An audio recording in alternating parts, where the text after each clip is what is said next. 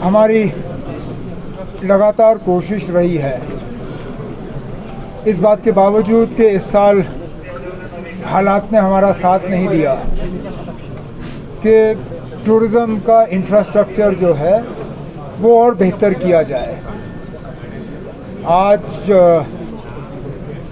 गुलमर्ग या पहलगाम जैसी जगहें ये सिर्फ मुल्क के डेस्टिनेशंस के साथ नहीं, दुनिया भर के डेस्टिनेशंस के साथ मुकाबला करते हैं। ये वो वक्त नहीं है जब हिंदुस्तान का टूरिस्ट जो है वो सिर्फ मुल्क के अंदर रहता था। अब हिंदुस्तान का टूरिस्ट जो है वो दुनिया भर जो है घूमने के लिए जाता है।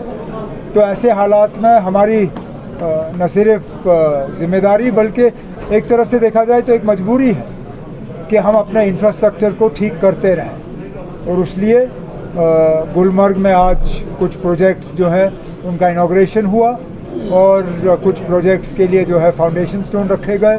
ये सिलसिला चलता रहेगा गुलमर्ग में, पहलगाम, सोनमर्ग, तमाम जगहों पे, इस उम्मीद के साथ कि हालात ठीक रहेंगे और टूरिस्ट जो हैं वो दोबारा कश्मीर आना पसंद करेंगे। उमर साहब, चूँकि ये सारी एक्टिविटीज़ एडवेंचर रिलेटेड है, जो भी एडवेंचर रिलेटेड हमारे डेस्टिनेशन वहाँ भी ऐसे टूरिस्ट डेस्टिनेशन हैं जो बंद भी हुई, पर अब वो तो अल्लाह ताला के हाथ में है, लेकिन गवर्नमेंट लेवल पर एडमिनिस्ट्रेशन कितनी गेयर अप इंफ्रास्ट्रक्चर से हिसाब से, फैसिलिटीज़ के हिसाब से and open the doors destination. हम तो सिर्फ इंफ्रास्ट्रक्चर बना सकते हैं, बंद करने का फैसला ये हमारा नहीं है। बदकिस्मती से जब बंद किए जाते हैं तो यहाँ हम जैसे लोगों के साथ इसमें कोई मशवरा नहीं होता। मैं अगर उस जगह बैठा होता, मैंने अभी तक सारा कुछ खोल दिया होता। हमने इससे ज़्यादा बुरे हालात देखे हैं। 96 के बाद जब टूरिज़्म दोबारा शुरू हुआ, जम्मू कश्मीर के हालात और आज के हालात में ज़मीन आसमान का फ़र्क है। लेकिन हमने कभी उस वक्त किसी डेस्टिनेशन को बंद नहीं किया था।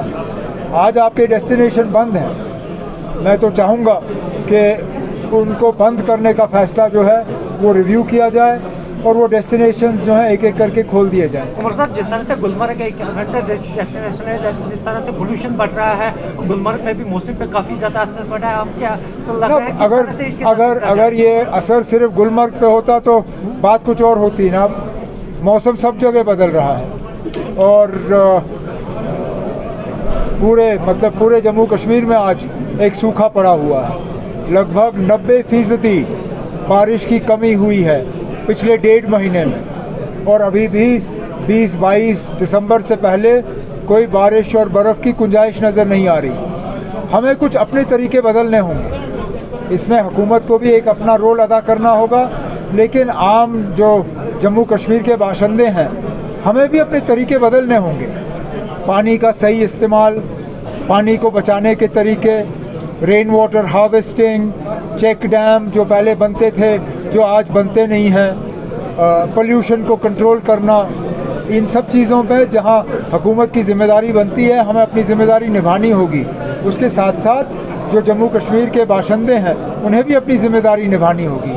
उमर साहब, अगर हम टूरिस्ट के हवाले से बात करें, जो भी टूरिस्ट गुलमर्ग आता है उनको जो फैसिलिटीज़ यहाँ पे होटल में मिलनी चाहिए वो फैसिलिटीज़ उनको नहीं मिल रही। मिसाल के तौर पर लीज के रिलेटेड अगर उनको कोई काम करना होता है, होटल में बैठना होता है, वो चीज़ें यहाँ पे नहीं। आप बताइए ना कौन सी फैसिलिटी उनको नहीं मिल रही है? सर, अगर कोई भी टूरिस्ट यहाँ पे होटल में बैठता है, हाँ, अगर होटल पे काम करना हो तो उनका कहना है कि हमें 5 साल से लीज नहीं मिल रहा है, जिस वजह से हम अपने अच्छा, होटल वालों का वो दूसरी बात है ना, उस पर एक पॉलिसी बनाई जा रही है। सर जैसे कि हम देख रहे हैं जो आपकी गवर्नमेंट है it's doing its best to promote tourism, but are you getting an equal support from central government? Because हमने देखा आफ्टर 2019 बहुत Look, the tourism ministry, government of India has been very helpful and they continue to be. There is a problem with the closure of destinations that needs to be reviewed. Now whether that has to be reviewed at the level of Raj Bhavan or Lok Bhavan, whether it has to be reviewed here or it has to be reviewed at the level of government of India, I'm not getting into. But somebody needs to take a decision and review it. How long are you going to keep these destinations closed? एक तरफ से तो आप दुनिया को कहते हो ना कि जम्मू कश्मीर को हमने नॉर्मलाइज किया है, दूसरी तरफ से आधा गुलमर्ग बंद है, आधा पहलगाम बंद है, दौद पथरी बंद है, कितने और सारे डेस्टिनेशंस आपके बंद हैं। जब तक आप इन डेस्टिनेशंस को खोलोगे नहीं, आप नॉर्मलसी का क्लेम कर ही कैसे सकते हो? ये तो फिर आपकी फेलियर है। फिर तो नेगेटिव मैसेज जा रहा है। वो तो जा ही रही है, कंफ्यूजन जा रहा है ना। Omar sir, I have just two questions interlinked. One is, what are your government and you as a chief minister doing to upgrade the infrastructure of power department is concerned? Because of late, since September, we have been reading the press releases saying that prepared for the winter preparations are there. We are dealing with the winter challenges. We are upgrading system. But then in the mid of the winters in December, the power department comes up with a tweet that they are upgrading the feeders, the maintenance work. Why that kind of maintenance work is not done in September? No, or you October? can't.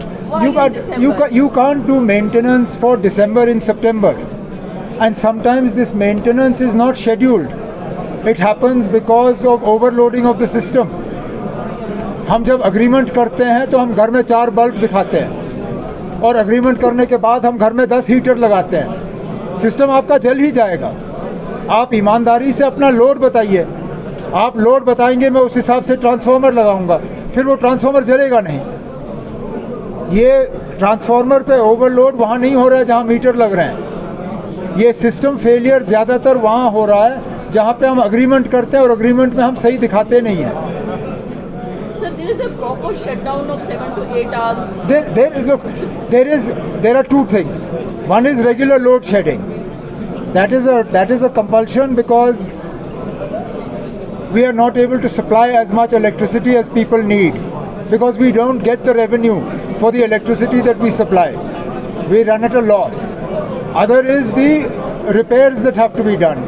अब अगर transformer जल जाता है वो 1 घंटे में ठीक होता नहीं। Sir, what are the figures of demand and the supply? What are the figures for the demand and I don't have them right here with me. I'll send them to you. वो सब queries आ रही है, whether it's from national or international level, कुछ status queries जो हमें किस चीज़ के आने वाले लिए? महीनों में टूरिस्ट की। अब सब बर्फ़ का इंतज़ार कर रहे हैं। सब पूछ रहे हैं ना बर्फ़ पड़ी, हम कहते हैं अभी तो नहीं। वो सब कहते हैं जब बर्फ़ पड़ेगी तब हमें बता दीजिए। Any positive sign about statehood? वहीं से कुछ बात आई।